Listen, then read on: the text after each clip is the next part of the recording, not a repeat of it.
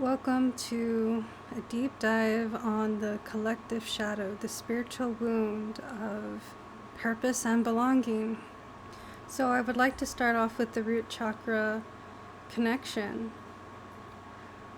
that relates to your purpose and belonging. So the root chakra has a lot to do with, I guess you could say, integrating with the affirmation of I exist and I am allowed to be here.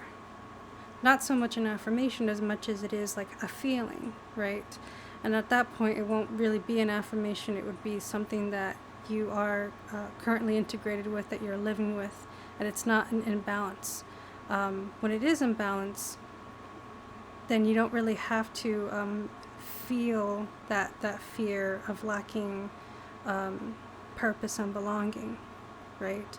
But a lot of people, and this is in the collective shadow, do have a spiritual wound of lacking purpose and lacking belonging. But that's just the shorthand way that I would describe the root chakra in this example anyway. And I would also like to share the clarity that I received. Purpose and belonging is true, safe connection. Belonging is knowing that you are always worthy of love, and your work is simply to remember that. Your purpose is to let your real self be expressed in this world. Belonging is knowing you are worthy of love. This gives you the right to exist just as you are. And purpose is that you have something meaningful to express. This gives your existence direction and voice. And gratitude is recognizing the value in your life and self. This is to reinforce both purpose and belonging by helping your body feel safe and real. I posted that on my, I think, YouTube posts and on my Instagram. Some of you may have already heard this before. So for a lot of people, especially starseeds, their sense of safety is often fractured early on in life, and this is something that I can relate to. Now, I think we can all agree that purpose and belonging is very important for us.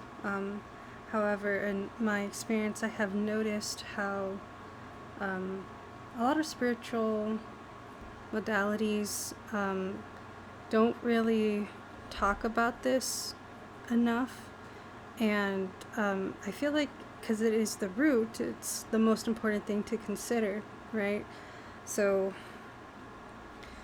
there's this weird like pathway of like purpose and belonging and looking for spiritual growth. But the other thing about purpose and belonging, it's one thing to desire and look forward to it, but there's the shadow side of purpose and belonging where it doesn't really become so much as a desire for purpose and belonging. It becomes more like a great deep wound that ends up affecting our bodies in a different way, which actually kind of makes it harder for many people to reach purpose and belonging that they're looking for in the first place. So I would like to discuss about nervous system dysregulation, okay? So I will continue to talk about nervous system dysregulation in a minute and how it affects our bodies, but right now, before I get into that, I want to talk about how it affects our limiting beliefs and how this kind of limiting belief from the deep shadow of lacking purpose and belonging can actually make it so much more difficult to spiritually grow and progress and actually achieve the purpose and belonging that one would look for. So here's an example of what that would sound like, or what kind of limiting belief would come up. It feels like I can't give myself grace or enjoy life or be grateful unless I feel like I have purpose and belonging, but I can't feel purpose or belonging without grace, joy, or gratitude. So you can imagine, the stress of this limiting belief making it very hard to find peace or to have peace or to find stillness, you could say, which is like the foundation to a lot of spiritual modalities, is meditation, right? And this is just one of the many issues that comes from this shadow, because not only does it affect your body, it affects your limiting beliefs. It also even has a spiritual effect that I will go into as I share more of my personal experiences in my story. But this also has to do with our sensitivity as well. There is a lot of terminology that I want to get through, so that way I make a more interesting point.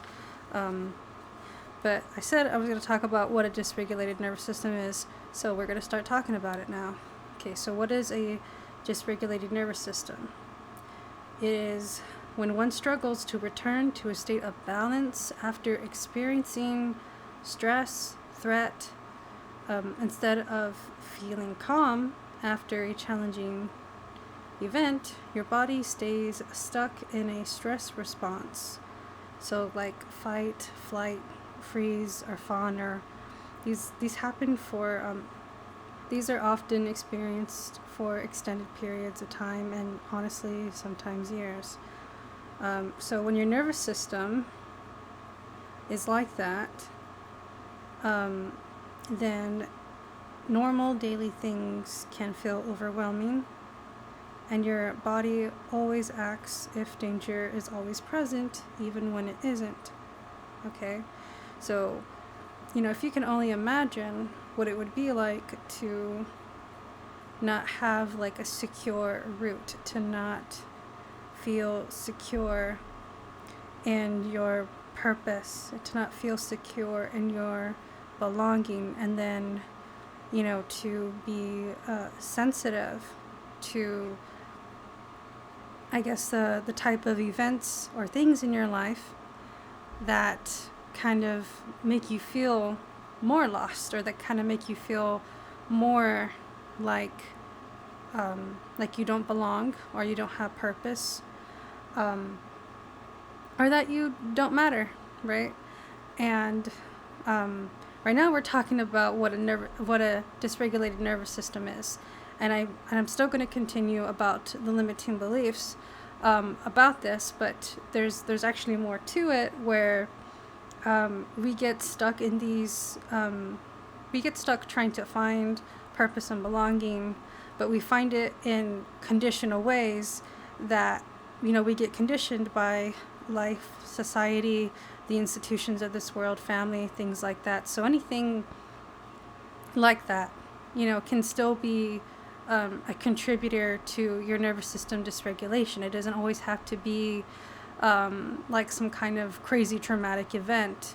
This could be like emotional, this could be spiritual, this could be like anything that's having to do with your sense of safety, purpose, belonging, things like that. It's kind of multifaceted in a way that I just have not heard other people talk about it. But we will talk about the different conditional paradigms where we place our purpose and belonging on, and sometimes we may not even realize it, but anything that you should not want to be conditional, like your purpose and belonging, when that becomes conditional, then you have a program running that causes a lot of stress, looking for this survival need, but it's meeting that need in a way that isn't really wholesome, and we will talk more about the different paradigms and the different terminologies, and reframing things and bringing clarity to things, where most people, think that in order to achieve this thing, it has to be done this way, and it has to be seen in this way, and this is just the way your life is, and in order for you to have this thing, you have to earn it. But the thing about things that you don't want to be conditional is that you're having to earn things that you really don't need to, and then you stress yourself out trying to earn things that really should be unconditional in the first place. So what that means is that you end up trying to chase something or trying to get something that even if you could get it, would actually not satisfy you or satiate you at all, because it's an unconditional thing, right? So it's like you kind of set yourself up with these like limiting beliefs, with these things that are conditional around your lack of purpose and belonging, so that way you can have something to strive for, something to survive for, or I don't know, it's always kind of like this type of limiting belief that kind of goes something like, if I had this, then I would be happy. If I had this, then I would achieve, you know, whatever it is, you know. So it's kind of like things like that. So a lot of people kind of put like, if I had this, then I would have that. And if I had this, then I would be happy, that I would be grateful, that I could, you know, like, I could enjoy life, you know, and I could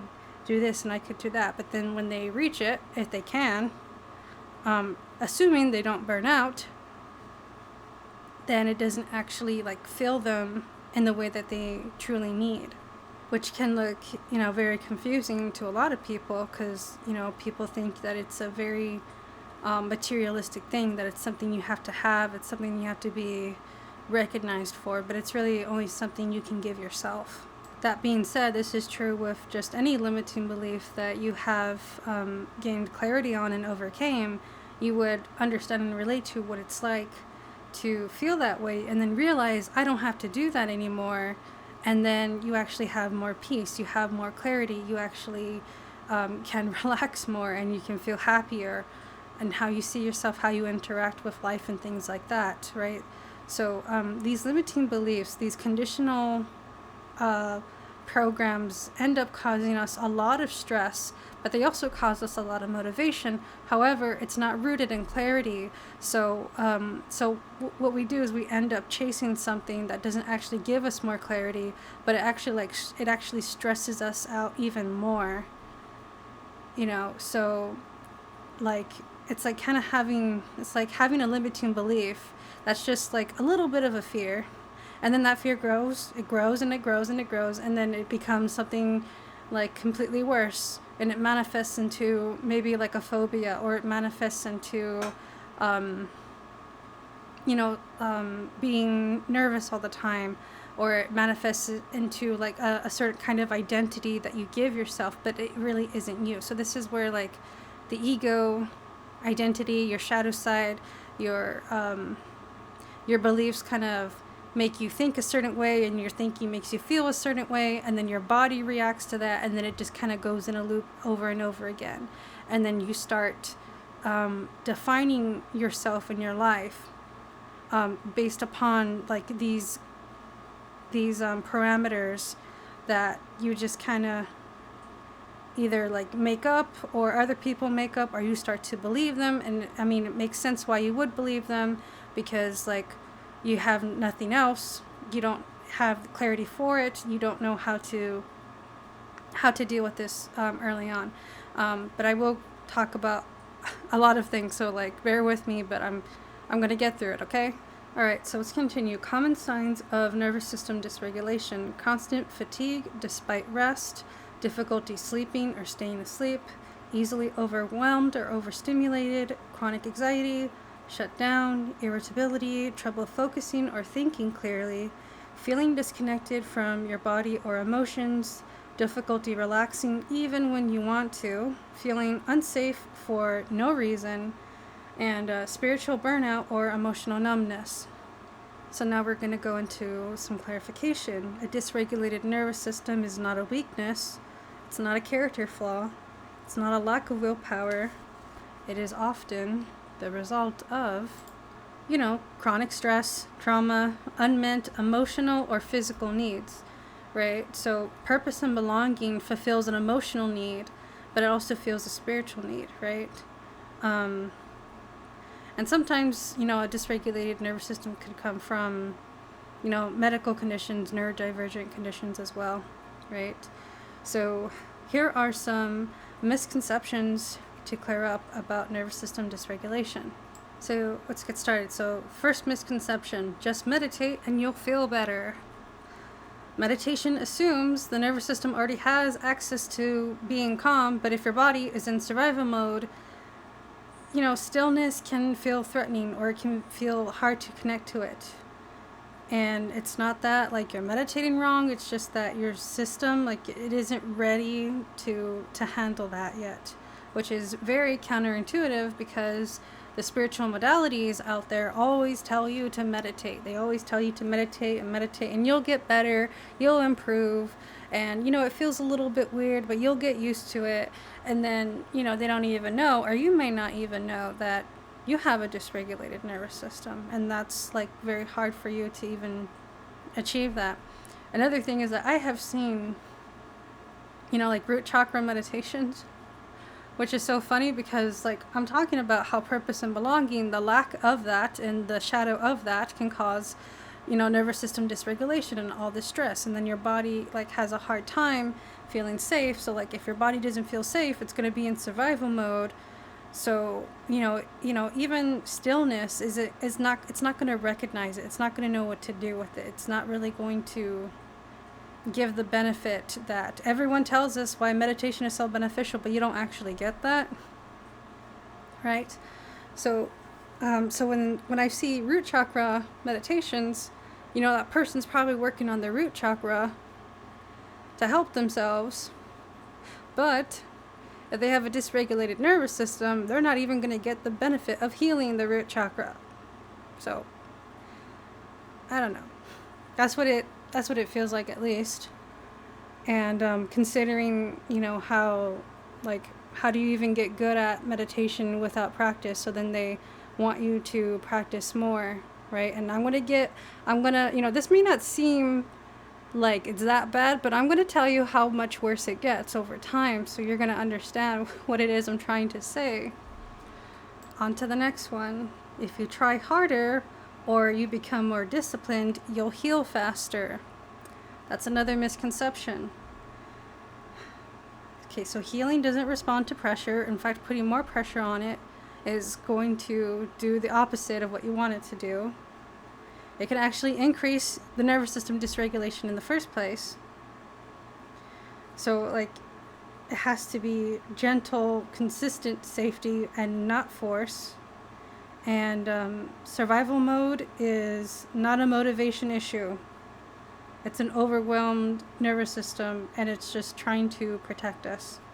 And that's the way our bodies are designed to take care of us in that particular way, right? There's a reason why we have nervous system dysregulation. It's actually not it's not inherently a bad thing, but it's just a manifestation of somewhere within you, within your mind or spiritual or whatever, something is not right, and your body is telling you through a dysregulated nervous system something isn't right? And you have to try to gain the clarity that you need. So when I'm talking about clarity, this is very difficult to navigate, because I had to figure this out on my own, because all the misconceptions were brought up to me, and thinking that I could heal my dysregulated nervous system, thinking that I just needed to work more, just needed to be more disciplined. And then, of course, like I mentioned earlier, that actually doesn't help. It actually makes things worse, which feels like really bad, because I didn't even know I was doing this to myself. And yet, like the stress that I was feeling was, like there's some like good kinds of stress, so like if you want to pass a test, then the stress encourages you to study so that way you can pass the test. And that's kind of the thing, like I kind of wanted to meet, my spiritual goals. And a lot of that had to do with meditation. A lot of that had to do with, daily practices, that could help me, open up more spiritually and align with my goals and just be generally a healthier person, right? Anyway, let's move on to the other misconception. If there's no trauma, it's not dysregulation. Alright, so dysregulation can come from neglect, it can come from burnout, it can come from chronic stress, sensory overload, lack of support, which of course that makes sense. When you're lacking purpose and you're lacking belonging, lack of support is also a contributor to a dysregulated nervous system. All right. So it's not just obvious trauma. All right. And a lack of co-regulation. So co-regulation is having others to soothe and stabilize with. All right.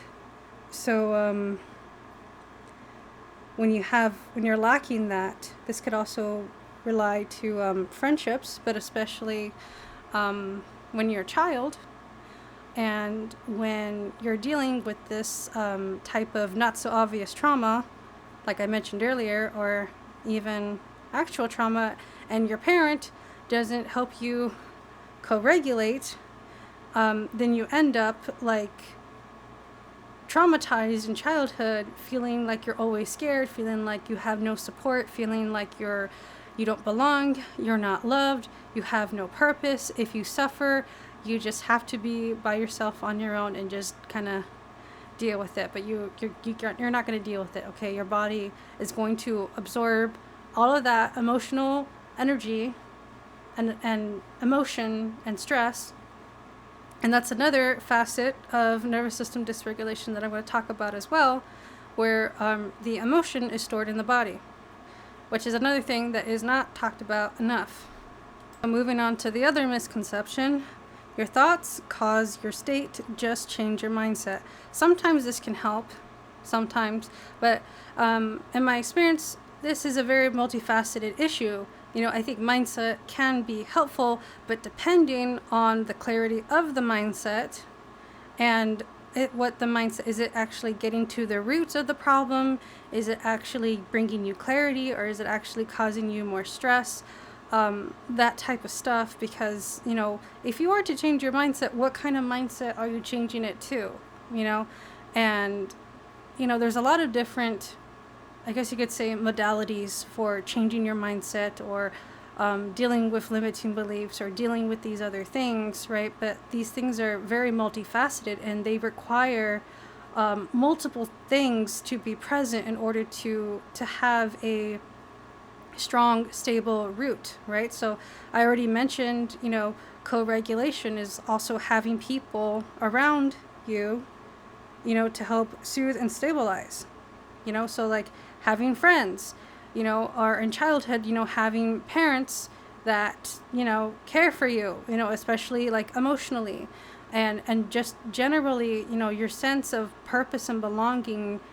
You do need other people to kind of experience that, to a large extent, or at least to a foundational extent, right? Eventually, purpose and belonging is something like really you give yourself.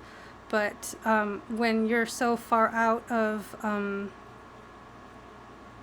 when you're far out of that, and you start to go into like these deeper kinds of shadows, it takes more. It takes more than just like the external world, but like you kind of need relationships that are secure, safe, and actually are nourishing, mutually nourishing, and like helpful, and just like those good, safe, secure connections that we all need in our life. So thoughts and the nervous system, they can influence each other, but you can't really always think your way out of nervous system dysregulation. Hold on, I'm trying to open the page. Yeah, you can't always think yourself to safety. Okay, so like sometimes your body needs co-regulation, grounding, or actually like good rest, which is very hard. You're most likely already like super freaking tired. All right, so there's a lot that you have to manage. Okay, moving on to the next misconception: you're not trying hard enough to heal. This causes toxic shame. And many people with a dysregulated nervous system are over-trying. And healing is not about trying harder. It's about making space for what you didn't get before, which was safety, compassion, and consistency. And later in the video, I will put more clarity on what healing actually is in the context of, getting rid of the toxic versions of healing or the conditional versions of healing, and actually get to it where it can provide you with more clarity and more nourishment, so that way you're not stuck in a mindset that's having these limiting beliefs that are just misconceptions based upon what other people have said or what other people have told you, or when you have problems and you just don't know how to explain it, or you don't know what's going on, and honestly other people wouldn't know either. All right, and considering everything that I've been through, and some of you on my channel who know me understand, based on what I've been through, it would make a ton of sense why I would have a dysregulated nervous system in the first place, right? Another thing is that cult-like religions can also perpetuate nervous system dysregulation as well, because a lot of the dualistic paradigms of good and evil causes you to be very hyper-vigilant in a very fearful religious type of way, that causes you to feel shame and other kinds of shit that I'm not gonna go into even more, because I kind of already talked about my times in a religious cult, and that's a video series on my YouTube channel if you haven't seen it. And if you're interested in that experience, go ahead and watch it. But there's a lot of other people talking about this type of stuff as well.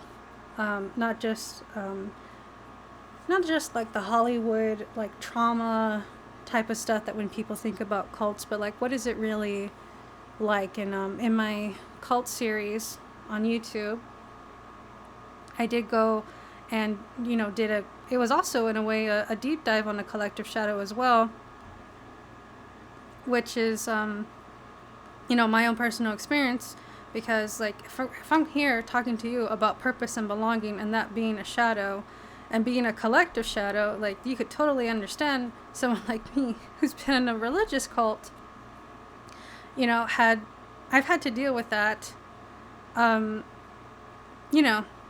very intensely, very, very intensely, which did lead me up to my spiritual awakening.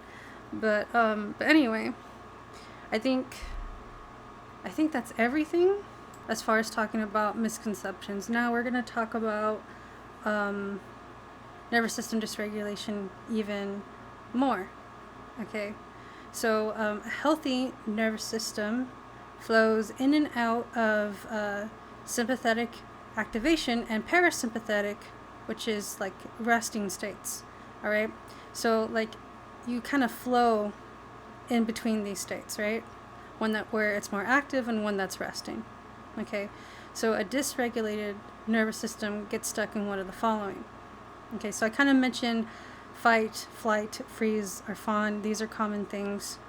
So let's expand further and understand this. So the first state being fight. Mobilized aggression or anger. The signs of this are irritability, muscle tension, controlling behavior, rage, or outbursts. The next state, flight. Mobilized anxiety, escape, restlessness, panic, overworking, fear of stillness or silence. The next one, freeze. The description, collapsed energy. The signs, numbness, disassociation, chronic fatigue, difficulty initiating tasks. Fawn, safety through appeasement. The signs for this are people pleasing, which a lot of people have a problem with. A lot of people are people pleasers. Another sign is loss of identity, difficulty saying no, and feeling guilty for resting. So, you could bounce between these states without returning to a baseline of calm. So imagine you're going through all these different kinds of states of these persistent states of survival, and you don't really get to relax. So you're either like your fight, your flight, your freeze, your fawn, you're in one of these things or a multitude of these things from one thing to the next, right? And you don't really get to relax, right? So so this is what I'm talking about, where like these problems we have can kind of cause us to go into these different states, but these states manifest different signs, right? So like muscle tension is one of them, overworking is another one, chronic fatigue is one, loss of identity is one. So like all of these, people pleasing, like these are all signs that, you're in a persistent state of survival. Okay, so what this means is like if you can't get enough rest, then you're having to deal with these states of persistent survival without first of all, without actually resting, but second of all, how do you even deal with the root cause of these things in the first place? Which is very important, right? Because there's so much going on here. All right, so let's continue. So when we're talking about more chronic issues, look for patterns that repeat regardless of external circumstances. So here's one: chronic fatigue even after sleep, irritability to relax even in safe environments, brain fog, trouble focusing, easily startled, jumpy or always on edge, sleep disturbances, difficulty falling or staying asleep, somatic symptoms with no clear medical cause, headaches, stomach issues, and a tight chest. Fluctuations between hyperactivity and complete shutdown. So now we're going to go to the emotional and psychological indicators. Difficulty feeling emotionally safe, even with loved ones, feelings of being broken, unlovable, or too much, fear of abandonment or being misunderstood, loss of joy in things that used to feel meaningful, chronic guilt or shame without clear cause, feeling like you should be fine but you're not, emotional numbness or apathy, fear of stillness or being alone with your thoughts. All right, moving forward. Functioning doesn't match capability or capacity. Capacity. You may be smart, talented, and creative, but your ability to take action, complete tasks, or enjoy things doesn't match what you know you're capable of. That mismatch is often nervous system related, not laziness or lack of discipline, like we just covered earlier about these misconceptions about nervous system dysregulation. Okay, so like struggling with executive function, such as like starting, planning, following through, withdrawing from social connections despite craving them, finding even small tasks emotionally overwhelming. So we're going to move on to relationships and self-regulation. You may rely heavily on others to feel okay or isolate completely. You over-apologize or feel responsible for other people's feelings. You need external validation to feel grounded. You can't tell when you're hungry, tired, or stressed until you crash. You often feel unsafe in your own body even when nothing is wrong. All right? So you don't really need to be diagnosed with trauma or post-traumatic stress disorder or anxiety to have a dysregulated nervous system. If your system doesn't return to safety on its own, that's your signal. Oh my gosh. So yeah, there's a lot in here that I said. Some of these things here I can relate to, and some of these things more of a disturbance than others. All right. Okay, so now we kind of explained it, and now I think we understand what I'm talking about here when I'm talking about nervous system dysregulation, right? So post-traumatic stress disorder was another thing that I mentioned. And obviously, if you do have PTSD, you for sure have a dysregulated nervous system, okay? And sometimes, you may not have PTSD, but because you have a dysregulated nervous system, you could end up with symptoms that are very similar to PTSD, but not quite PTSD, which would be called subclinical PTSD, where it's like it's not really PTSD, but it's like kind of in the middle, if that makes sense. So I have a lot of those symptoms. So I have insomnia, where I can be really tired, but like super tired, but not be able to sleep. And even if I could sleep, I don't sleep for very long, and I often wake up. And when I do sleep, I don't get well rested sleep, because I dream all the time, and I'm dreaming all the time because my brain waves are not, like, my brain doesn't feel safe enough to go into deeper states of sleep where I don't have to dream. So if you ever dream a lot, or even lucid dream often, when you wake up from that, you feel very tired because your brain is still very active. You're still in a state of hypervigilance. So this affects your sleep, just as I mentioned earlier, right? So I have insomnia and I have sleep problems, and on top of that, I also dream a lot. I think I mentioned that. And another problem that I have is muscle tension, which happens mostly in my legs, and it's annoying because, like, this can interfere with my sleep. Now, ever since I kind of had more clarity on my dysregulated nervous system, more recently, earlier this month, I feel like I haven't had nearly as bad as muscle tension, but it's still there. But that's just another hurdle. And so I would take like magnesium glycinate or magnesium oil to try to help, and it kind of works, but not really consistently. And even if it could work, the magnesium glycinate and the magnesium oil actually give me more vivid dreams, which is just an ironic effect, because I'm already struggling to sleep, and giving myself more dreams would actually make it really, like, all the more difficult to sleep, even if I could really get relief from muscle tension. And ultimately, it causes a lot of grief for me, because of, like, trying things that don't work. And you know what I mean? Okay, so I forgot, what else was I talking about? Oh yeah, I think I was talking about my problems. Okay, so memories and flashbacks. I have flashbacks of my childhood, and sometimes there are triggers that remind me of some stuff about my childhood, and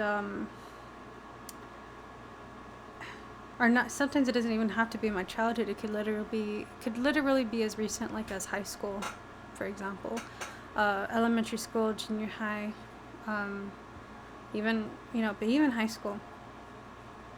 Okay, so I would have flashbacks of, like, real world things I've experienced, and they don't necessarily have to be traumatic, but it is annoying to have these flashbacks, because it's like I'm doing something completely different and I randomly remember something, and a lot of the times it doesn't really have a trigger. Sometimes it does, and it's so weird, because it's like, as I'm remembering this, it's like that was a different version of me, that I had a different mindset, I had a different life, that was me before I was awakened, because I didn't really awaken until after, I think, like, the same year after. Well, no, actually, I was experiencing awakening in my senior year of high school, but I didn't really get to expand on it more until I think late 2018, which I also graduated in 2018. Yeah, I don't know why I forgot. What was I talking about? Oh yeah, the flashbacks. So So I'm just saying, like, it's a weird thing to experience and remember, because like I have done like already a lot of shadow work, and I've already grown so much, and just to remember things that just are very irrelevant or are just kind of weird to me, you know. I don't know, it's a weird feeling. It's a bit uncomfortable because it's just not necessary. And even if the memories themselves aren't traumatic, it's just the time period in my life, you know, because it's not just me being in elementary school. It's like also what was going on in elementary school. You know, what problems did I have around that time? What was my life experience like? You know, or you know, so it's almost like, I guess you could say it's almost like remembering a past life in a way, but I don't know. It's hard to describe. And another weird thing that I experience is flashbacks of dreams, which is also really weird. So you know how I dream a lot because of my dysregulated nervous system. I actually will have flashbacks of dreams that I've had, even dreams that I've had like months ago. And it's even more creepy because I would get flashbacks of nightmares as well, which is also uncomfortable and scary, you know, to experience. You know, so if I'm having a dream where like I'm running away or hiding from a monster, and I'm in this environment in this dream where there's a lot of like skinny narrow hallways, and then I leave my bedroom, and then the first thing I see are the skinny narrow hallways of my actual home. You know, and then I just get this weird feeling, and I get reminded of like what I was feeling, you know. And it's so weird, like I would be I could be doing something completely different. So, like I said, sometimes there's a trigger and sometimes there isn't. Like when I was making crystal bracelets, I was just randomly remembering I had a dream where I was in a frozen yogurt store.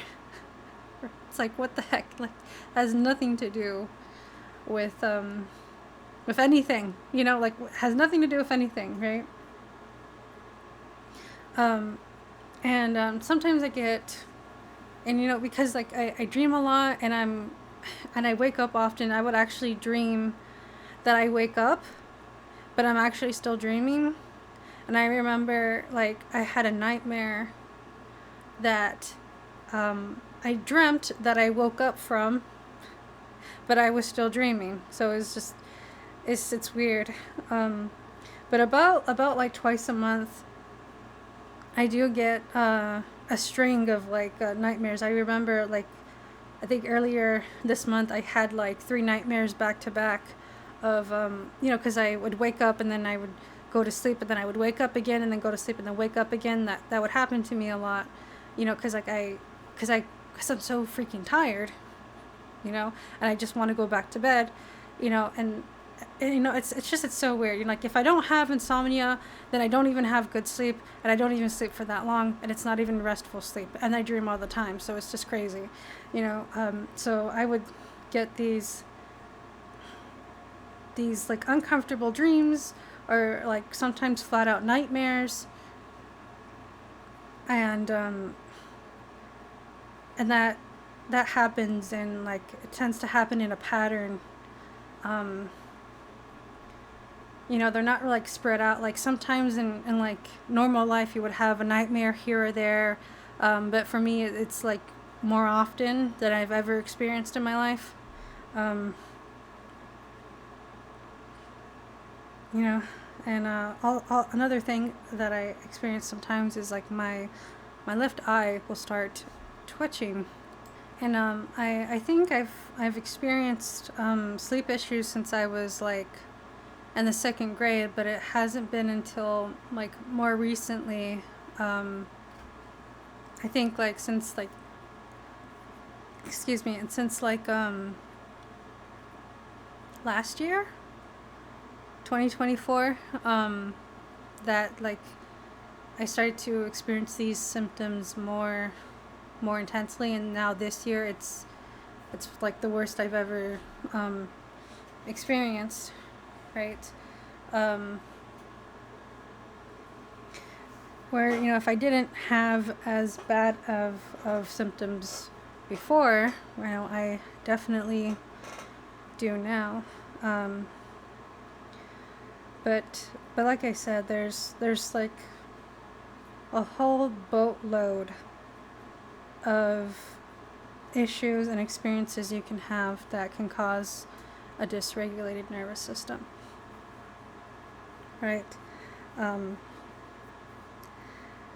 Anyways, let me look at my notes real quick. I actually have a few more things to share in my story, but right now I'm just gonna talk about some symptoms I've had, but I'm gonna continue back to the main message now, because we had to derail for a minute to talk about nervous system dysregulation, and you know, we just finished that right now. Okay, so anyway, a lot of spiritual practices do not seem to account for nervous system dysregulation. Okay, and I think a lot of people, especially well-meaning people, may be giving advice that doesn't actually help people who are struggling from nervous system dysregulation. And I have more to say on my story, but I will talk about that later. So now we're going to move on to clarity and terminology, where we are going to separate toxic beliefs and make them more clear. All right? So here we go. First one, the duality of safety versus stress relief. The clarification is that safety allows stress to leave on its own. So you don't need to try so hard to stress relief, because safety allows stress to leave on its own. So you don't actually have to work so hard to stress relief, although some stress relief modalities can be, you know, more positive, but you don't have to use stress relief modalities as an incentive to feel safe, because, like I said, safety allows stress to leave on its own. Anyways, I'm going to repeat this again. Purpose versus belonging. Purpose and belonging equals true, safe connection. Belonging, I am always worthy of love. My work is simply to remember that. Purpose, my job is to let my real self be expressed in this world. Belonging equals I am worthy of love. This gives you the right to exist just as you are. Purpose, I have something meaningful to express. This gives your existence direction and voice. Gratitude, I recognize the value in my life and self. This reinforces both purpose and belonging by helping your body feel safe and real. Another thing is that it is so much easier to feel gratitude when you feel safe. And that is just so true, right? All right, so let's move on to the other dualities that we can put clarity on. Meditation versus reflection. Reflection is to honor your capacity in the moment. Reflection sees healing not as achieving calm, but building internal safety over time.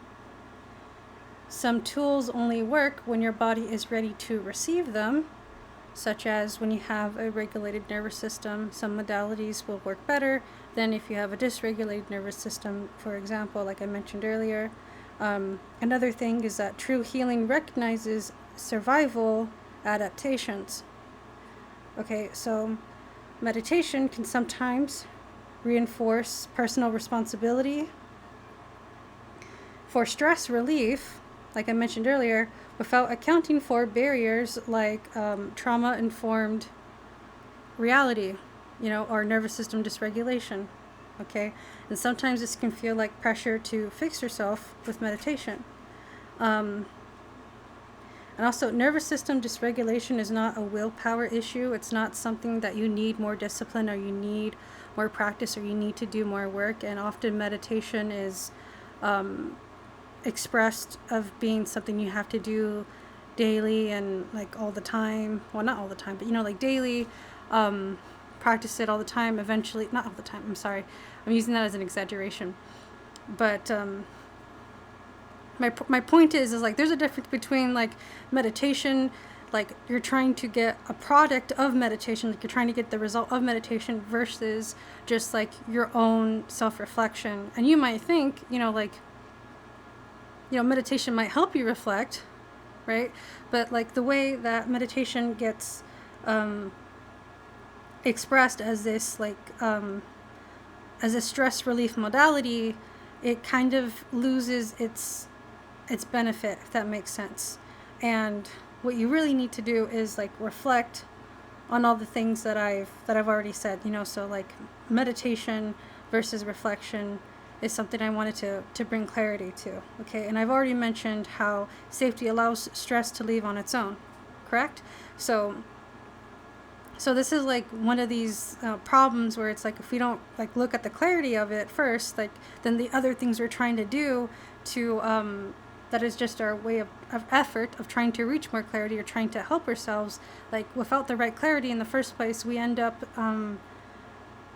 we learn what doesn't work, first of all, but this does kind of help us like recontextualize why things don't work, right?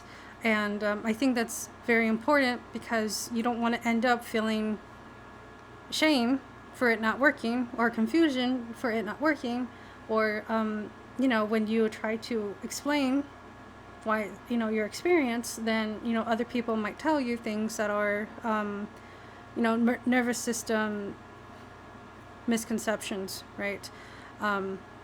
So it just kind of leaves you more confused and like more stuck, if that makes sense. Okay, so now we're going to move on to healing versus performing healing. So here's the clarity. Healing isn't healing the way you know it. Healing is receiving yourself as you are.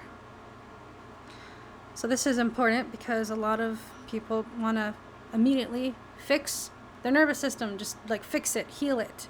But the mentality that they're having actually puts more pressure and more work on them. So they don't actually get any healing, but the healing comes from receiving themselves as they are, which is why,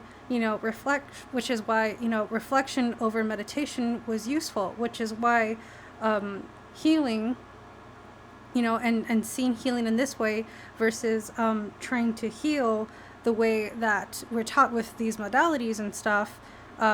You kind of see healing like through these modalities, but like no, ultimately it's like it is receiving yourself as you are, and that makes it so much easier for you, and that really takes the pressure off in the first place. So performing is like doing more work, you're trying to fix things, you have more goals. This includes things like the wellness industry, perpetuating this type of mindset, productivity culture also perpetuating this mindset, some spiritual ideologies, perpetuating this mindset, just a lot of value on self-discipline. And, like some of these things aren't really bad, right? Self-discipline is actually a good thing.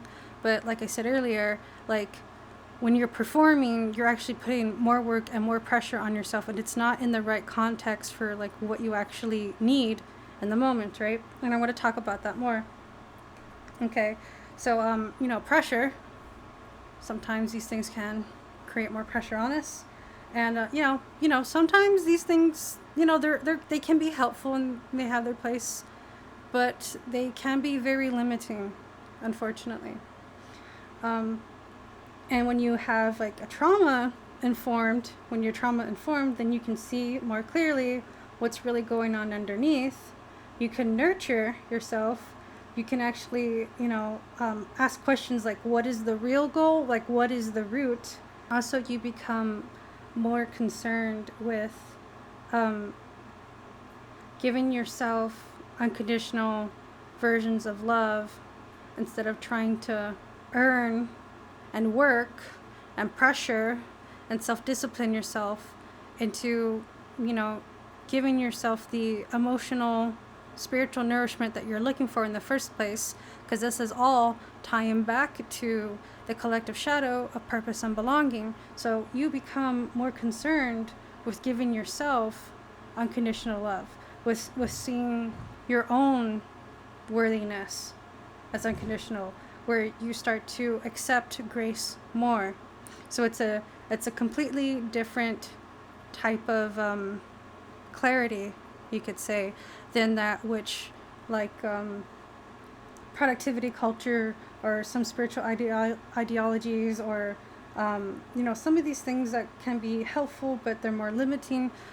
Sometimes, these types of things, and unfortunately, like stress relief is something that it's a whole topic on its own. There's a lot of podcasts, there's a lot of videos on stress relief, relaxing, but not really enough on like nervous system dysregulation. And if there is, it's all about modalities instead of like the actual root of the problem, the actual shadow of the problem. Okay? So now we're going to move on to so I'm going to bring more clarification on stress and self-acceptance in this last one. So this is more of a personal clarification that I discovered, and I call it survival-driven desire versus soul-led intention. So the whole irony of everything I've experienced that led up to me having a dysregulated nervous system, and even more so since like starting last year, is when you really want something and you really want to earn something, you want to do more work because you think you're gonna yield more. And someone like me who didn't realize I had a dysregulated nervous system was always trying to do stress relief activities, and that ended up becoming stressful in of itself because I just didn't have the guidance to figure out what it is that I needed or what I was looking for or what was the whole problem in the first place. And it really was purpose and belonging. Like I said, a lot of people, especially starseeds, are looking for their sense of purpose and belonging, right? But if you have a dysregulated nervous system, then it's like really hard to work with like the modalities. It's really hard to function, first of all. And honestly, because of the problems that I'm experiencing, it's like it makes it very difficult to function in the real world because the problems that I have are like foundational. Like they're just foundational in the sense like they can get in the way of like my actual life, and real world stuff, like the practical stuff, right? So like, as I explained before, for example, in my what was it called? My video and my time in a religious cult, I did talk about, sleeping in class a lot. And that caused a lot of problems for me, which actually caused a lot more stress for me. But if you would know if you've seen the video. And even now, it continues to cause problems because I have sleep issues, like I mentioned before. But, because of, being awakened and being, a starseed, and, or at least I have the qualities of a starseed, it just kind of makes it even more, I guess you could say, it gives me more incentive, or it gives me more pressure, or it gives me more reason to look for purpose and belonging, right? And especially if you're awakening, because like when you're awakening, that's like pretty strange because like you don't know what's going on because you're just awakening, and like the shit that I had to go through to awaken was very, very rough, to say the least. And I talk about that in my my time in a religious cult, that video series, if you're curious and you want to hear more. But you could only imagine, you know, like how I'm feeling, not quite fitting in and not quite, I don't know. It's just there's this pressure to like grow up, be a somebody, do something with your life type of thing. And it's like I have this like gaping wound that I'm like trying so hard to heal, to fix. And I got to deal with all the shadow work, and I got to deal with all the other stuff, and like it's just a lot. I don't even have the words to describe how much it is. You know, so, you know, when it came to me having these issues and having, you know, trying to stress relief, and then, you know, of course I would be, you know, I'd be told I'm too sensitive. And when I would have problems sleeping, no one would take me seriously. And, you know, and then when I had problems sleeping, people would tell me other stuff that didn't really work. And I guess it was helpful, but it wasn't, but it was limiting, or it didn't really fix the problem, because like I'm talking about symptoms that I'm having, but not the actual problem. And honestly, I was just never given like the compassion or the perspective of like what I'm going through is like what I'm actually going through. So this kind of like it kind of cascaded into to me overworking myself. For me trying to take a lot of responsibility, for me trying to do a lot, and especially do a lot on my own, because like when you're awakened, you know, you kind of have your own path that you're trying to unlock, that you're trying to fulfill. Like when you're a young adult, you know, you're trying to you know, take care of yourself. You're trying to grow up. You're trying to be responsible, and you're having to learn things you weren't taught. And like, especially if you're awakening young, you know, then like a lot of your, you know, childhood trauma and stuff is like closer to you on your time period, because like you're still young, and you know, like I'm still young, and my childhood didn't happen not too long ago, you know, so it's not really that far away from me, right? You know, mentally and emotionally. So, but I don't know, I just ended up having to deal with a lot of grief over my own issues, a lot of grief over things I can't control, a lot of grief in trying very hard to control, trying very hard to be responsible, only to then burn out. And it seems like, you know, like what the fuck, like all the work that I've done, and I've done a lot, seems like it amounted to nowhere. And honestly, it's not that it didn't, it's just that I did too much, and now I'm just kind of at this point where I'm like severely burnt out, and I know I'm like so much capable of more, but like my body just simply won't allow me to do more. And my nervous system just will it will feel attacked, it will feel like overworked, even things that shouldn't really be that difficult.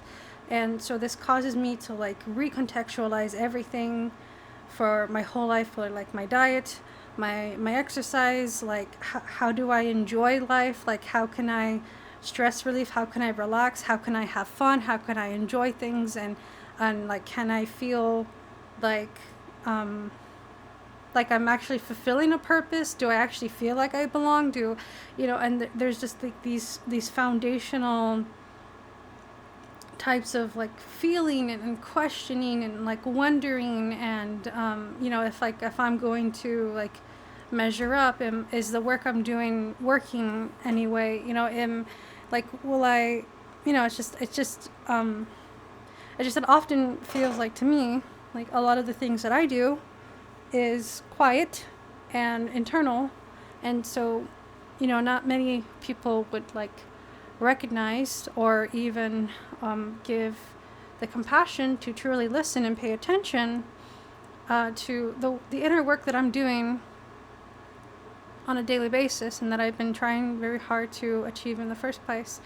And I don't know, it's such a personal thing that it feels like it's so hard to live with, especially because it's like you're so different from everyone else already, and it doesn't feel like you have support. It doesn't feel like you have like the proper footing, and you're trying to give yourself the proper footing. You're trying to grow, and growth is not linear, and I think that's something we've all been taught, is that like growth has a certain predictability. It has certain steps, and it has to be linear. But reality is that growth is multifaceted, and and I'm going to talk about it more later. But right now I wanted to talk about, I did go a little bit off topic, but about survival-driven desire versus soul-led intention. So like, this wasn't, all of me like working very difficult and having this desire to grow more spiritually. It's just I had other things I had to deal with. I had other problems, and I just didn't realize like how much I was not, I guess, prepared, or how much I wasn't ready, or how much like I didn't understand things, and like, despite how much like I've worked, I still have the desire to grow. I still have goals. Like, I still have dreams. I still want to achieve things, and this is what feels right to me. Like, this is my soul-led intention. This isn't like it's not a survival-driven desire entirely. It's something like that's very meaningful to me, and so this is what it can feel like, when you want to achieve more, but like, because of your dysregulated nervous system, it feels like it's harder to do anything. This is like the phrase, like, you can want the stars, but rest in the soil, like to hold space for both, like the grounded nourishment, and allow expansive purpose and grace and in self-love. So, recognizing that, growth and expansion and purpose and belonging, it's honestly, it is kind of hard to find, and even more so as I get into the details of it. But at least for now, I want to talk more about, like I mentioned about, you become more concerned with your own sense of self-worth. You get more concerned with your acceptance and grace versus working more and doing more, right? So this is like I guess I could say the situation I find myself in right now. It's like I gotta hold myself with grace and self-love, because that is what is really going to expand my purpose and belonging even more, and that's gonna nourish me even more than just achieving what I want, but actually like nourishing myself where I am is by love, really. The metaphor of, wanting the stars but resting in the soil, and I feel like that was a good metaphor or poetic way of saying that. Moving on to intellectual insight versus embodied integration.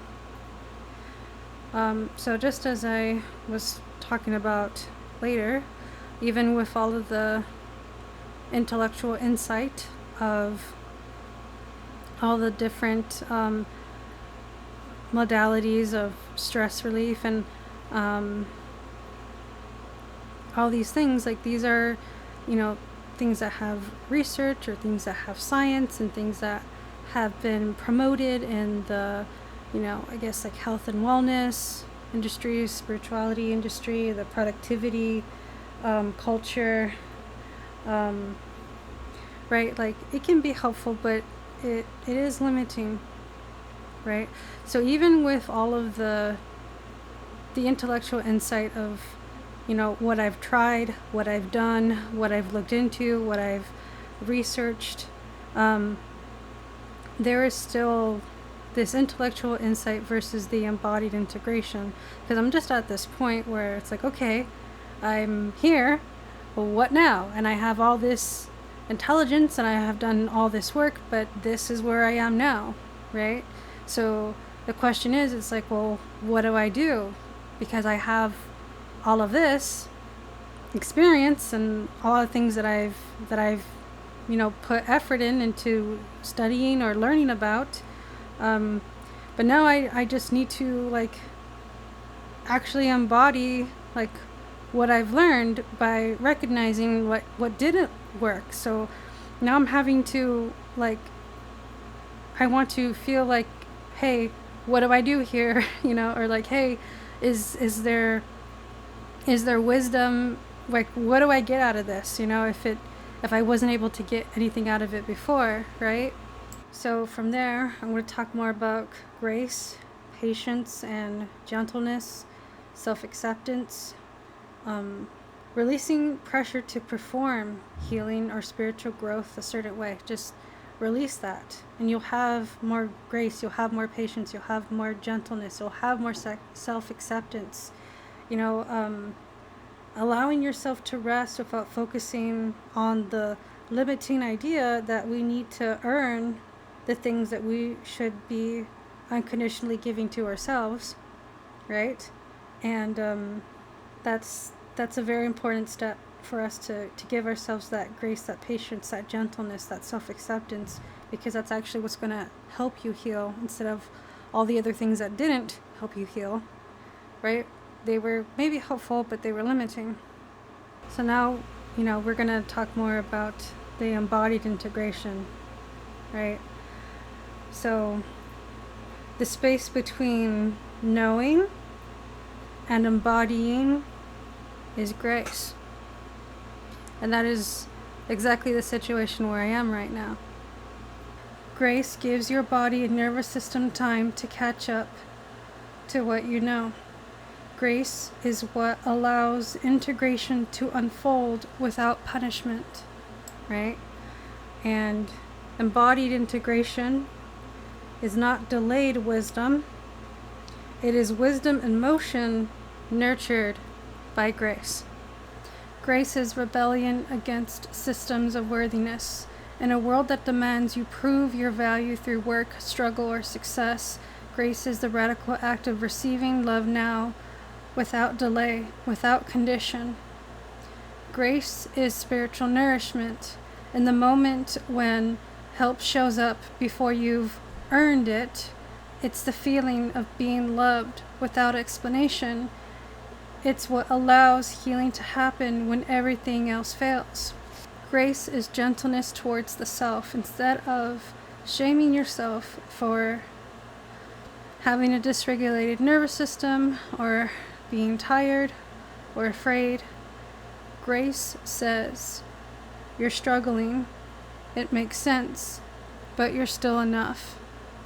Grace is the unconditional acceptance of what is. It doesn't demand that you do better, do more, or heal faster. Grace holds you where you are and says, you're still worthy now. Grace. You don't earn it. You receive it. It's something you give to yourself, really.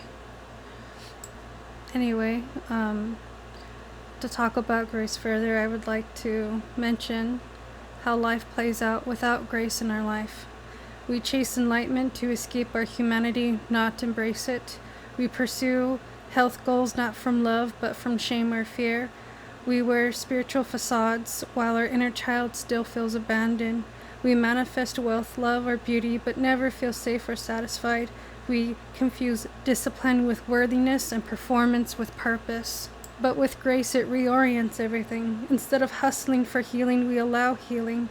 Instead of trying to prove we are worthy, we remember that we already are. Instead of bypassing pain, we create space to tend to it. Instead of chasing spiritual goals, we walk in alignment with truth. Grace isn't passivity, and it isn't just softness. It is a grounded, soul-rooted alignment that reshapes how we relate to everything: mind, relationships, time, and purpose. What kind of boundaries would people have with their minds if they embodied grace? They would stop bullying themselves with perfectionism or urgency. They rest before burnout.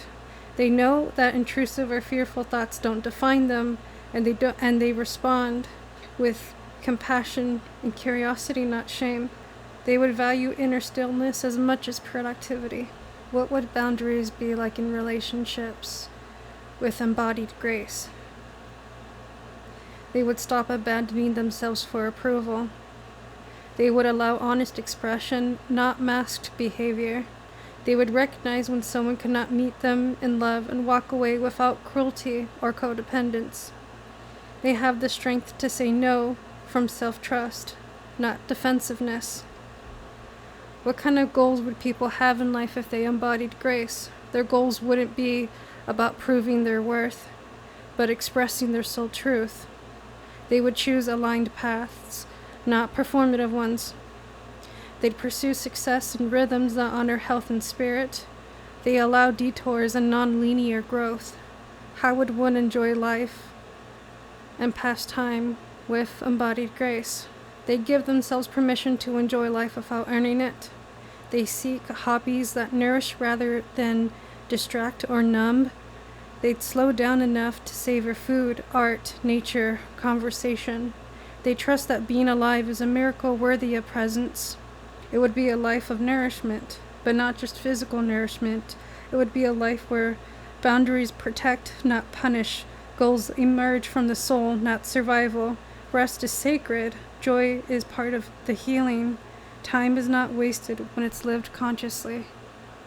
That was just something I'd like to include, because I feel like grace is very important for all of us right now. Anyways, returning back to purpose and belonging. Survival isn't separate from purpose. It is the foundation of our soul's ability to express its intention. Purpose is not a calling to fulfill, but a right to exist and belong meaningfully. Unfortunately, there's a lot of things many of us are missing in this life, and it is co-regulation. Being seen and loved by others while we are still in process.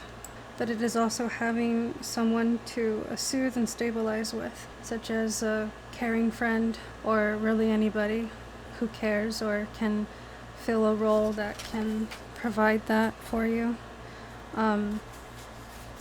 And another thing is a witness, someone who finds our expression beautiful before it's polished, and community, but more specifically, belonging in a community for not what we offer, but for who we are. And these three things are very important.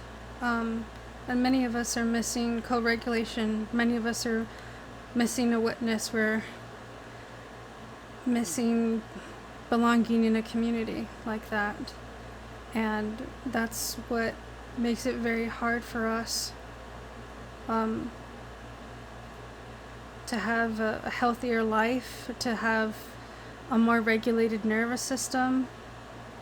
But you can only imagine that when people don't have any of these things, then it feels like our expression doesn't have any room. It feels like we don't belong. It feels like we don't have importance, or that we don't have a friend, or that we don't have people to appreciate us for us, you know?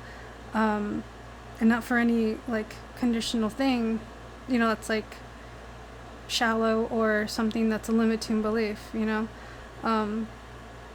But I wanted to share this quote of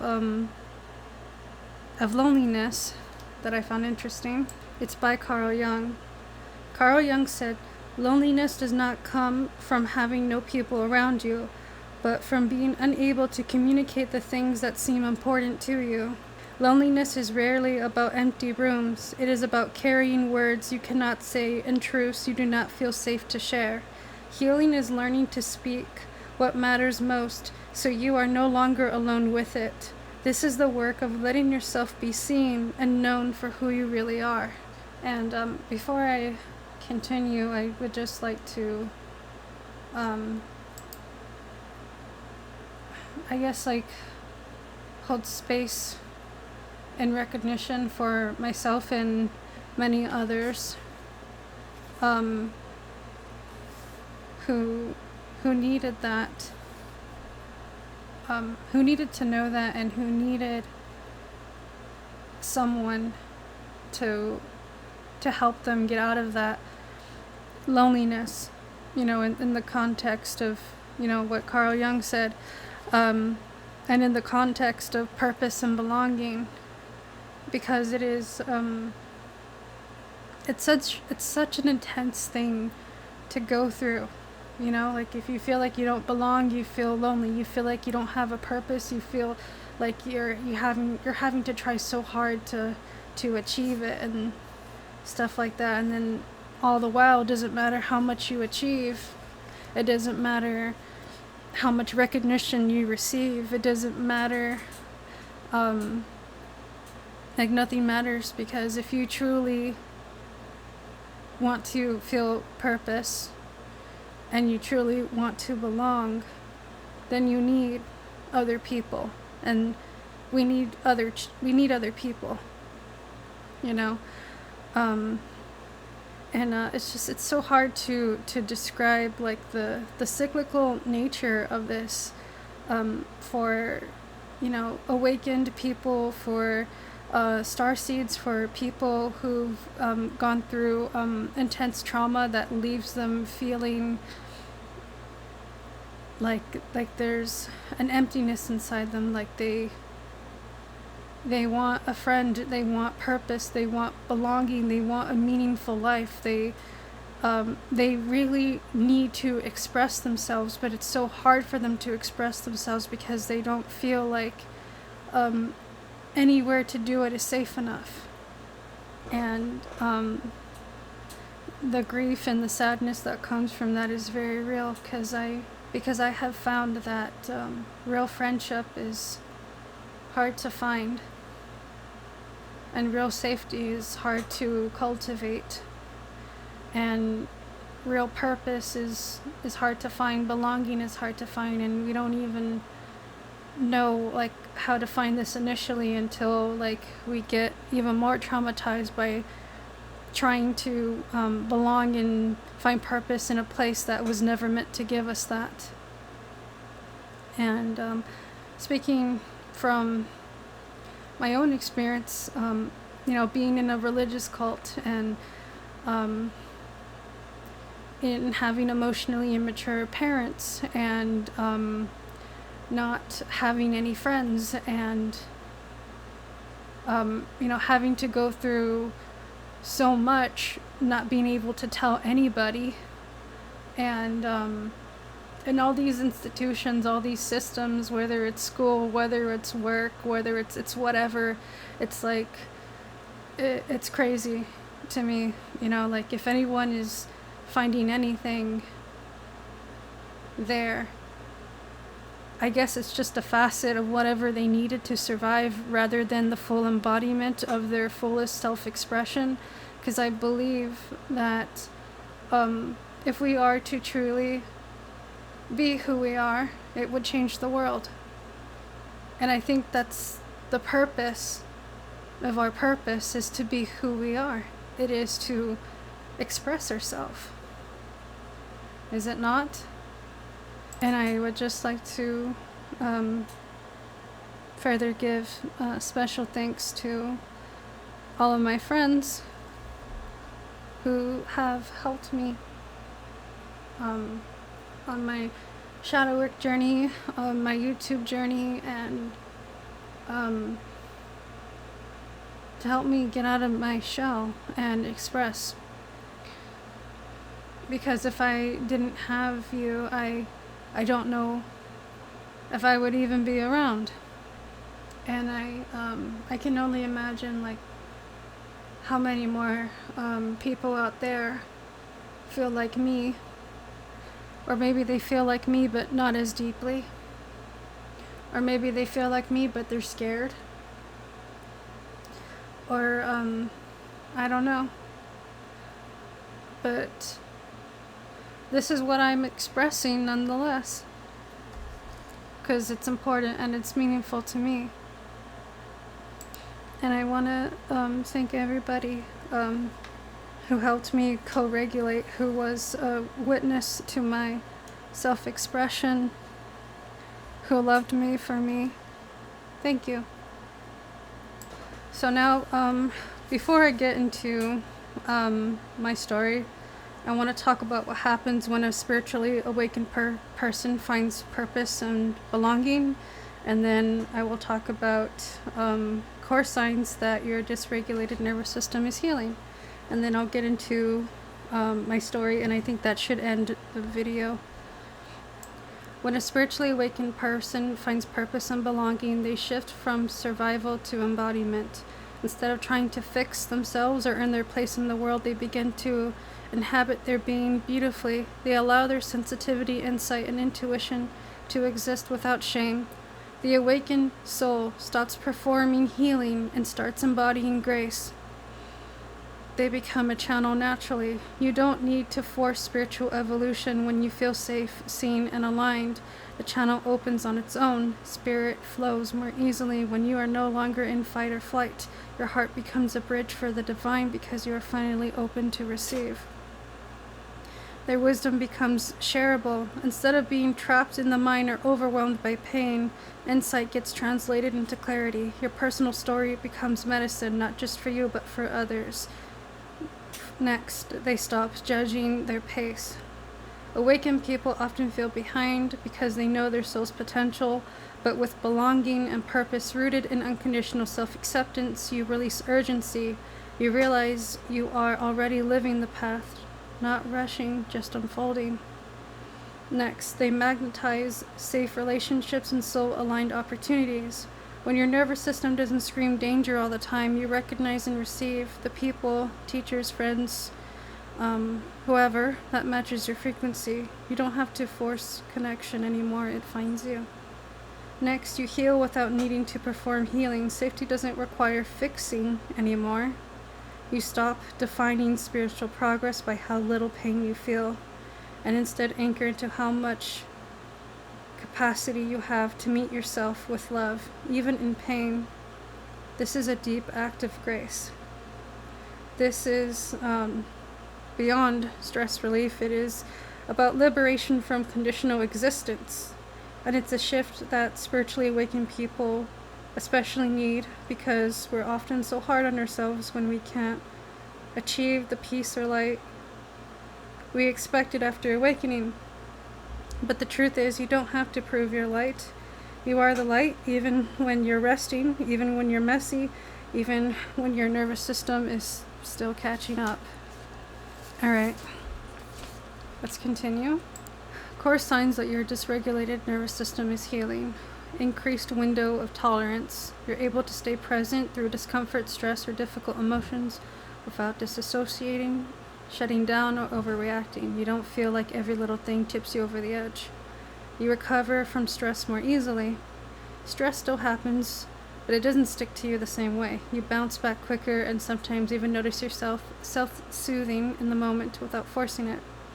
You can rest without guilt or panic. You start being able to actually relax, not because you forced meditation, but because your system trusts it's safe to let go. Rest feels nourishing rather than stressful or pointless. Your body feels more accessible. You feel more at home in your body, less muscle tension, more easy breathing. You might even catch moments of soft stillness or pleasure without effort. Sleep may improve, digestion may regulate, or pain might soften. Your inner critic gets quieter. You catch self-critical thoughts, but they don't take over. You're able to meet yourself with self-compassion and realize you don't have to fix everything to be okay right now. You begin to trust connection. It becomes easier to connect with others, not just intellectually, but emotionally. Vulnerability feels a little safer. Co-regulation starts to happen with people who feel nourishing. Your focus and motivation returns. You can hold ideas, follow through with tasks, or return to something you enjoy, even if inconsistently. Your executive function improves because the system isn't constantly in survival mode. Safety doesn't have to be earned. You stop needing to perform healing or achieve perfection to feel safe. You feel worthy of peace just because you exist. That's grace. And it means you're no longer stuck in fight, flight, freeze, or fawn all the time. If you're noticing even just one or two of these more often, your nervous system is healing, even if you still have difficult days. Alright, so moving on to my story, and this is the part where I can include more of the physical manifestation that can occur, and spiritual, that can occur from nervous system dysregulation and fear and lack of safety. One of the things is that it actually does impact your sovereignty as well, and that's what happened to me. So I ended up getting a lot of psychic attacks, and it wasn't until like I learned to embody more of my sovereignty that I started to feel better. So basically, like, your sovereignty isn't really external, it's actually internal. And you don't delegate, I guess you could say, like, your boundaries or your energetic protection. You don't delegate that to anything else. It's really just yourself. All right. I know sometimes, or some spiritual practices, you know, they have like protection magic or protection meditation or whatever. You know, I'm not saying those things are bad. You know, I think they have their place, and I think they can be helpful. But I'm not going to be like egotistical or arrogant enough to say like no one should be doing that, because I don't know what anyone should be or should not be doing. Really, I'm just sharing my experience. Alright, so psychic attacks. So the kinds of psychic attacks that I would get, I'm actually pretty sensitive, and I think I'm pretty sure that if you have a dysregulated nervous system, you're actually a lot more energetically sensitive. But the kind of psychic attacks I would get would be from my left hand. And like the psychic attack would like move from my hand to my wrist to my arms and then straight to my heart, and it would hurt bad. And depending on the type of psychic attack, you know, then it would hurt worse. And also, if I didn't neutralize it, then it would like continue to attack me. You know. So I had to like remove like the negative energy. Another form of psychic attack I get is where I feel like a tightness in my chest and my heart, And I also get something like a throat chakra blockage where I feel like I can't speak, or it becomes difficult to speak. For example, and not only just like my left arm would get a psychic attack, but also even like my whole left side could also receive that and like feel the effects of that energetically.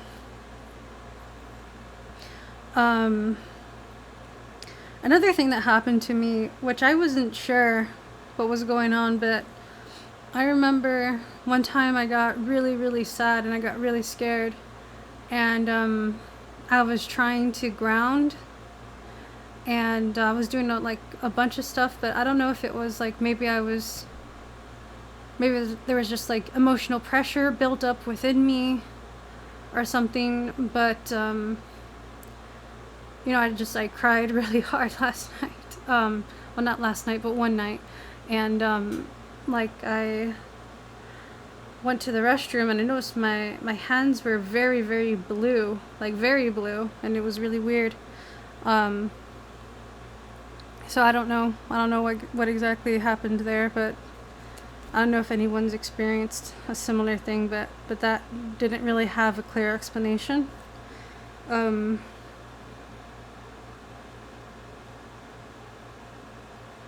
Okay, so there's that.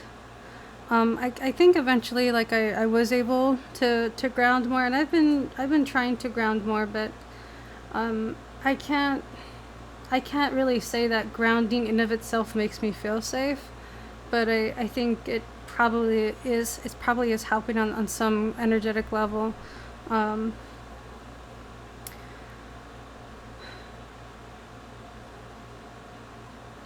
Okay, so next I want to talk about the emotional body. So there's this modality called, oh man, what was it called? It's called TRE, and I forgot what the TRE stands for. I think it was trauma intention release therapy or something like that, or trauma intention release exercises. I think that's what it's called. And you can look it up on YouTube. So what was really interesting about TRE is that I did it one time, and I actually felt really good. Like I felt super relaxed. It was like the most amazing, beautiful thing I've ever experienced in a super long time. I think this was actually a very unique kind of experience. So TRE actually removes or releases the tension that's stored in, I think it's called fascia. It's like I guess like fibers in your muscles or something. And I haven't done the full research on how it works exactly, but I had done the practice. And you can look it up more into like the science of it, and I think there's even a book on it. And that's how it works. It kind of helps you release the tension stored in your body. And I think there's other kinds of practices as well for that. But yeah, I highly recommend TRE. And I remember the night that I went to sleep after I did a TRE exercise, and I had a dream about Palladians, and it was pretty cool. So, I think that when our body is, holding less negative energy or trauma stored, I think it does, obviously, like raise our vibration a lot more and gives us more access, spiritually. Because like trauma tends to, make it harder for us. And I mean, there's a lot of different modalities out there, but I really like TRE because of how easy it is and how unique it is, and it's actually so beneficial that it's especially effective for people who have been diagnosed with PTSD. So it's really awesome. And even if you don't have PTSD, I think it's something that I think everyone should try. Okay. Another of my own personal experience and story. There was one time I was in the kitchen of my home, and I just felt intense shame. And this was around the time where I was experiencing a lot of stress. Of course, when was I not experiencing stress? But this time I was experiencing a lot of stress as well. And I was like sitting with it, and I was like wondering, like, why do I feel this? And it was because of this like pressure and conditioning for me to like be successful, get things done. There's like this rushing feeling, and it feels like it kind of perpetuates shame. And I was really confused, and the shame was like it made me feel like I shouldn't exist, or that there's just this weird kind of shame that kind of makes you feel like you don't belong, you shouldn't exist. Like, why are you even here? Why are you even alive? It's this kind of weird what's the word? It's a condescending, in a condescending tone kind of way. It's like questioning your own existence, and that's going back to what I said about the root chakra. It's about, it's about your right, to exist, and I think that's what I said, right? Like, you're allowed to be here and your right to exist, but that's this kind of shame kind of like felt like the opposite of that,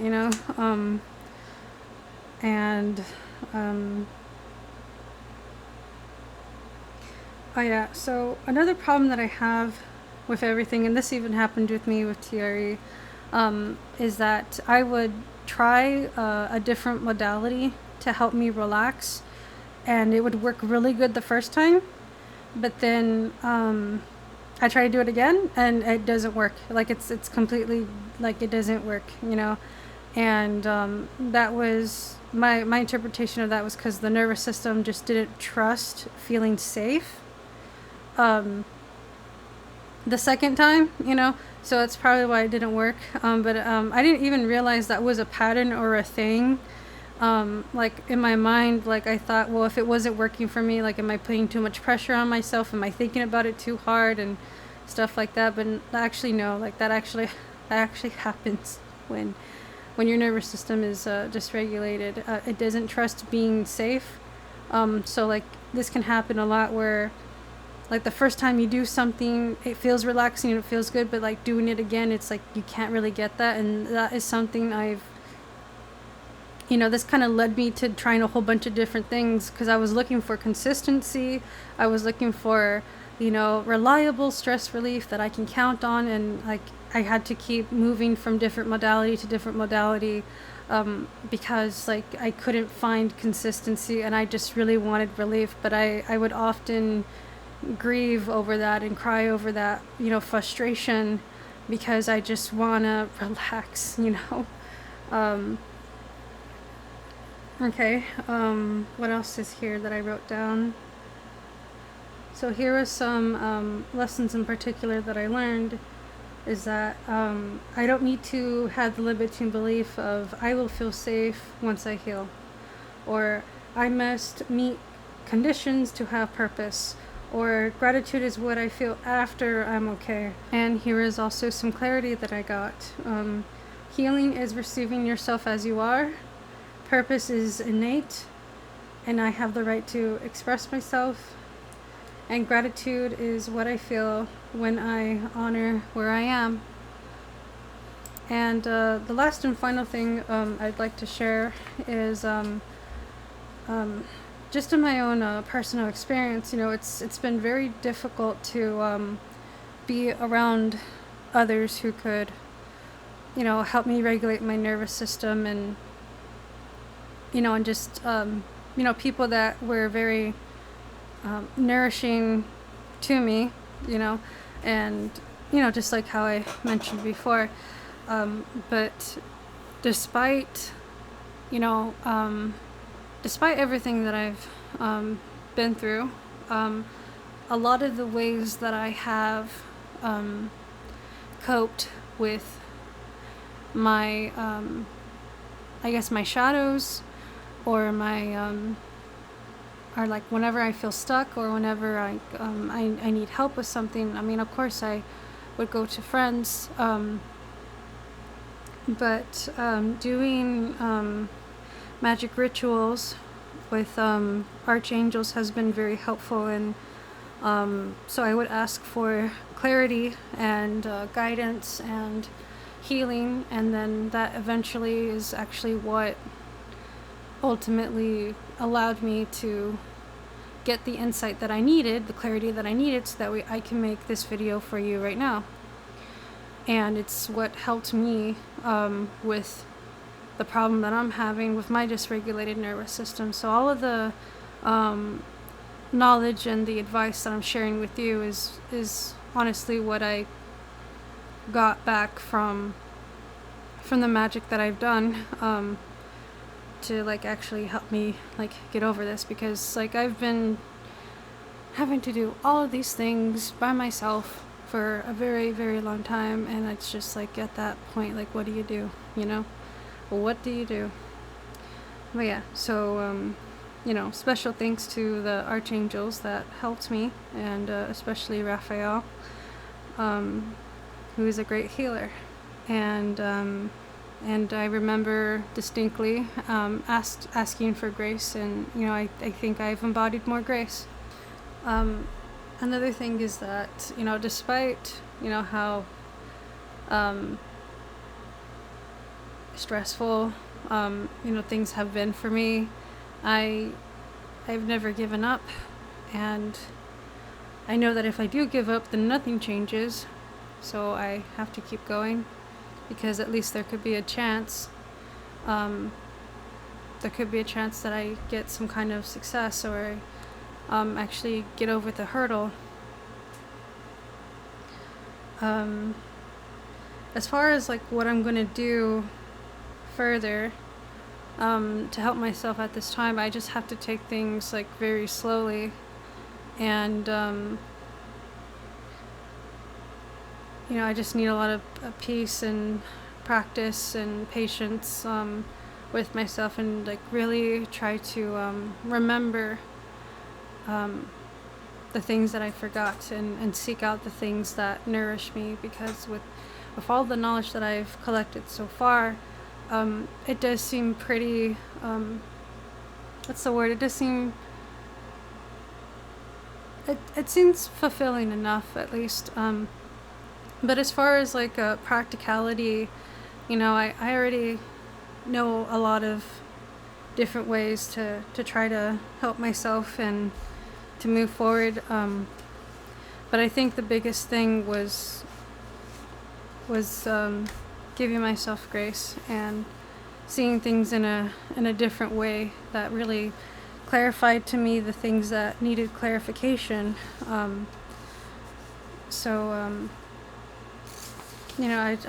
I've had to make a lot of changes, and I just have to bear in mind, everything that I've realized so far. I can't really say that, I have a healed nervous system, but I think I'm a lot closer to figuring it out. But yeah, I just wanted to further clarify, like, I just think that nervous system dysregulation isn't really something that's mentioned. A lot of us get into these stress relief modalities, these self-healing modalities, without like taking into account our trauma-informed reality. That's really important. And I feel like that often gets it gets left out, and there's like more of an emphasis on growth and expansion and success and work and practice, rather than like the root of what you're going on, what you're having to deal with and what's going on with you. And I don't know why it's left out, but I mean, considering everything that I shared here, I think a lot of people have a dysregulated nervous system. It's just at different levels. Anyway, that's the end of the video, so I will talk to you later.